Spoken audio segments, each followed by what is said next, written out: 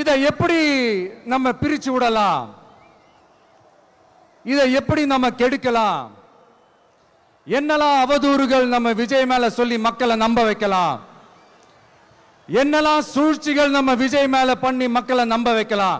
இப்படி சூழ்ச்சிகளை மட்டுமே நம்பி பொழப்ப நடத்துற சில சூழ்ச்சிக்கார கூட்டங்கள் இதை தொடர்ந்து செஞ்சுக்கிட்டு தான் இருக்கு. ஆனா அவங்களுக்கு தெரியாது, இது இன்னைக்கு நேத்து வந்த உறவு இல்ல,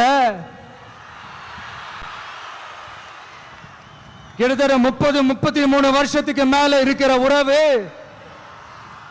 ஏன் நான் சினிமாக்கு வந்தப்போ எனக்கு வயசு 10, அப்பல இருந்தே இந்த உறவு ஸ்டார்ட் ஆகி போயிட்டு இருக்கேன்னு அவங்களுக்கு தெரியாம போச்சு.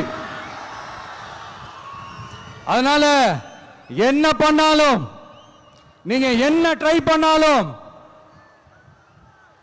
எல்லாத்தையும் விட்டுட்டு மக்களுக்காக வந்திருக்கிற இந்த விஜய மக்கள் ஒரு நாளும் கைவிட மாட்டாங்க. மக்கள் கூடவே நிக்கிறாங்க, கூடவே நிப்பாங்கன்னு அவங்களுக்கு தெரியாம போச்சு. என்னப்பா நிப்பீங்கல்ல? உங்களை நம்பிதாப்பா வந்திருக்கிறேன்.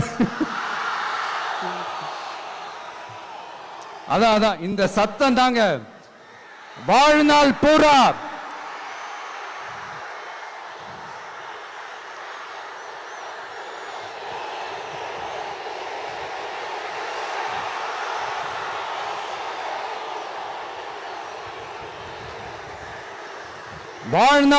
உங்களுக்கு நன்றியோடவே இருப்பேன்.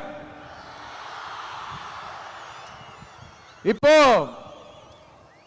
நம்ம காளிங்கராயன் அவர்கள் அணையை கட்டுறதுக்காக பவானிக்கு போய் பார்க்கும்போது ஒரு இடத்துல ஒரு பாம்பு வந்து உட்கார்ந்துச்சான், படுத்துச்சான். அது படுத்த இடத்துல தான் அவர் அணையை கட்ட ஸ்டார்ட் பண்ணாராம். அப்புறம் அந்த பாம்பு வளைஞ்சி நெளிஞ்சி போற இடத்துல எல்லாம் கால்வாயை வெட்டினார்னு சொல்லி சில வாய்மொழி கதைகள்லாம் சொன்னாங்க.